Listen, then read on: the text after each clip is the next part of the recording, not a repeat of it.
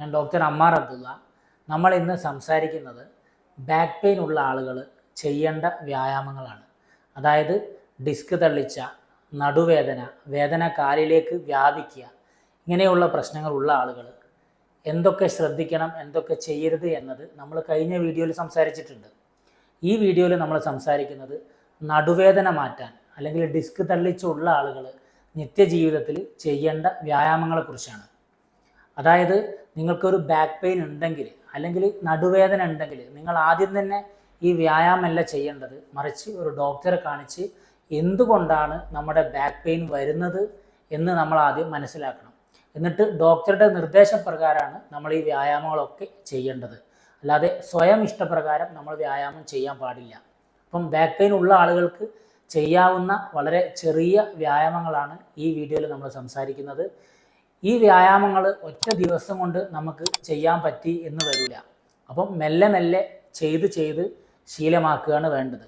Back pain ഉള്ള ആളുകൾക്ക് ഈ വീഡിയോയിൽ പറയുന്ന വ്യായാമങ്ങൾ ചെയ്താൽ നന്നായിട്ട് മാറ്റം വരും. അതുപോലെ തന്നെ നമ്മൾ ഇരുന്ന് ജോലി ചെയ്യുന്ന ആളുകളാണ് അല്ലെങ്കിൽ ഭാരെടുക്കുന്ന ആളുകളാണെങ്കിൽ ഈ ബാക്ക് പെയിൻ വരാതിരിക്കാൻ, ഡിസ്ക് തള്ളിച്ച വരാതിരിക്കാൻ ഈ വ്യായാമങ്ങൾ സഹായിക്കും. നമ്മൾ ഈ വ്യായാമങ്ങളൊക്കെ ചെയ്യുന്നത് ബാക്ക് മസിൽസ് സ്ട്രെങ്തൻ ചെയ്യാനും നട്ടെല്ലുകൾക്കിടയിലുള്ള ഡിസ്ക് കംപ്രസ് ചെയ്തിട്ടാണ് ഉണ്ടാകുക അധികവും. അത് ഡീകംപ്രസ് ചെയ്യാനും വേണ്ടിയിട്ടാണ് ഈ വ്യായാമങ്ങൾ ചെയ്യുന്നത്. ആദ്യം തന്നെ മുഖം താഴോട്ടേക്കാക്കി ഇതുപോലെ കിടക്കുക. എന്നിട്ട് കൈകൾ ഇവിടെ പതിപ്പിച്ച് വെക്കുക. എന്നിട്ട് ഈ കൈ ഇവിടെ മുതൽ ഇവിടം വരെ നിലത്ത് അമർത്തിയിട്ട് പതുക്കെ ഈ സീറ്റ് വരെ പതിപ്പിച്ച് വെച്ച് പതുക്കെ പൊന്തുക. ഒരു 5 സെക്കൻഡ് ഹോൾഡ് ചെയ്തിട്ട് താഴുക. വീണ്ടും പതുക്കെ പൊന്തുക. ഒരു 5 സെക്കൻഡ് ഹോൾഡ് ചെയ്തിട്ട് താഴോട്ട് തന്നെ പോവുക. ഇങ്ങനെ ഒരു 10 സെറ്റ് നമ്മൾ ചെയ്യുക. അതിനുശേഷം നമ്മൾക്ക് ഇത് നല്ല രീതിയിൽ ചെയ്യാൻ പറ്റുന്നുണ്ടെങ്കിൽ കുറച്ചുകൂടെ കൈമുട്ട് നിവർത്തിയിട്ട് ഇതേ വ്യായാമം ചെയ്യാം. മുകളിലേക്ക് നോക്കുക, താഴുക, മുകളിലേക്ക്, വീണ്ടും ഡൗൺ. ഇങ്ങനെ വ്യായാമം ചെയ്യുമ്പോൾ ഇവിടെ നല്ല സ്ട്രെച്ചിങ്ങും കിട്ടും, ഈ ഡീകംപ്രഷൻ സംഭവിക്കും. അതുപോലെ തന്നെ ഈ മസിൽസ് സ്ട്രെങ്തൻ ചെയ്യും.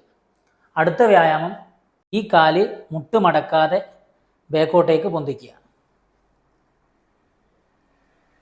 Down, leg raise, down. ഇതും 10 തവണ ചെയ്യുക. അടുത്തത് ഓപ്പോസിറ്റ്. Down, rise, down. ഓരോ കാലിനും 10 തവണ വീതം ഈ എക്സസൈസ് ചെയ്യുക. അടുത്ത എക്സസൈസ്, ഈ ഭാഗം ഹോൾ ബാക്കിൻ്റെ മുഴുവൻ ഭാഗവും സ്ട്രെങ്തൻ ചെയ്യാനാണ്. അതിനു വേണ്ടിയിട്ട് കൈ ഇവിടെ പതിപ്പിക്കുക. എന്നിട്ട് ഈ ഭാഗവും നമ്മൾ പതുക്കെ ഒന്ന് പൊക്കി കൊടുക്കുക. ഇതുപോലെ down, rise, down, rise, down. ഇതും ഒരു 10 തവണ ചെയ്യുക. ഈ വ്യായാമം ചെയ്യാൻ ബുദ്ധിമുട്ടാണെങ്കിൽ ആദ്യത്തിൽ നമ്മൾ ഈ വ്യായാമം ചെയ്യേണ്ട ആവശ്യമില്ല. അടുത്തത് കാൽമുട്ടാണ്, നീ ക്യാച്ചാണ്. നമ്മുടെ കാലിൻ്റെ മുട്ട് മടക്കിയിട്ട് ചെസ്റ്റിലേക്ക് കൊണ്ടുവന്ന് തല കുറച്ച് ഇങ്ങോട്ടേക്ക് അടുപ്പിക്കുക. ഡൗൺ. നെക്സ്റ്റ്. ഇത് ഓരോ കാലിനും 10 എണ്ണം വീതം ചെയ്യുക. ഇനി ഓപ്പോസിറ്റ് കാൽ. നീ ക്യാച്ച്, ഡൗൺ, നീ ക്യാച്ച്, ഡൗൺ. ഇത് 2 ഓപ്പോസിറ്റ് കാലിനും ചെയ്തതിന് ശേഷം 2 മുട്ടും ഒരുമിച്ച് ക്യാച്ച് ചെയ്യുക. Down, 1, down. ഇതും 10 സെറ്റ് വീതം ചെയ്യുക. അടുത്തത് മുഖം മുകളിലേക്ക് ഫേസ് ചെയ്ത് ഇതുപോലെ കിടന്ന് കാൽമുട്ട് കുത്തിവെക്കുക. എന്നിട്ട് നമ്മുടെ പെൽവിക് ഭാഗം റൈസ് ചെയ്തിട്ട് ഒരു ബ്രിഡ്ജ് ഫോം ചെയ്യാം. ഇതുപോലെ ഒരു 5 സെക്കൻഡ് ഹോൾഡ് ചെയ്തിട്ട് ഡൗൺ, വീണ്ടും ഡൗൺ, വീണ്ടും. ഇതുപോലെ 10 തവണ ചെയ്യുക.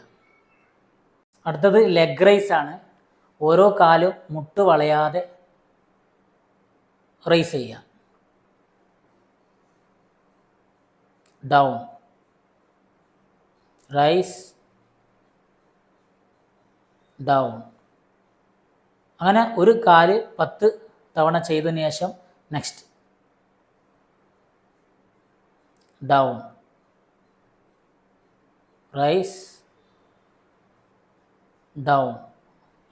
ഓരോ ലെഗും 10 തവണ വീതം ചെയ്യാം. അടുത്തത് ബാക്ക് പെയിന് കാലിലേക്ക് വലിച്ചിൽ വരുന്നവരുണ്ടാവും, അവർക്കുള്ള എക്സസൈസാണ്. ബാക്ക് പെയിനുള്ള എല്ലാവർക്കും ചെയ്യാം. പ്രത്യേകിച്ച് ഡീകംപ്രഷനാണ് ഈ ഒരു എക്സസൈസ് കൊണ്ട് ഉദ്ദേശിക്കുന്നത്. കാല് മുട്ടിങ്ങനെ മടക്കിയിട്ട് ഓപ്പോസിറ്റ് ലെഗ് ഇങ്ങനെ വെക്കുക. ഇങ്ങനെ വെച്ച് ഈ നീ മടക്കിയ നീ മുകളിലേക്ക് പുള്ള് ചെയ്യുക. Then down, again 1, down, 1, down. അടുത്തത് ഓപ്പോസിറ്റ് ലെഗ് ചെയ്യുക.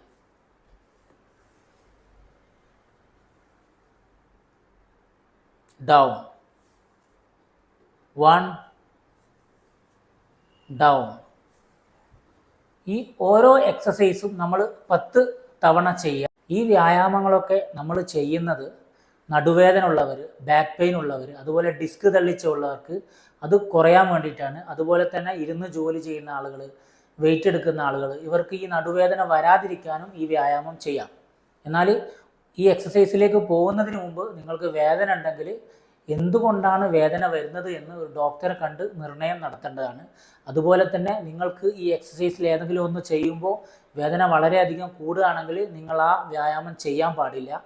ഒരു ദിവസം പെട്ടെന്ന് എല്ലാ വ്യായാമങ്ങളും നിങ്ങൾക്ക് ചെയ്യാൻ പറ്റിയെന്ന് വരില്ല. മെല്ലെ മെല്ലെ ഗ്രാജ്വലി നമുക്ക് ഓരോ വ്യായാമം പഠിച്ച് കൊണ്ടുവരാൻ പറ്റും. ഈ ഒരു വീഡിയോ ഉപകാരപ്രദമാണെന്ന് തോന്നിയാൽ മറ്റുള്ള ആളുകളിലേക്ക് ഷെയർ ചെയ്യുക. ഇതുപോലുള്ള വീഡിയോക്ക് ഈ ചാനൽ സബ്സ്ക്രൈബ് ചെയ്യുക. നന്ദി.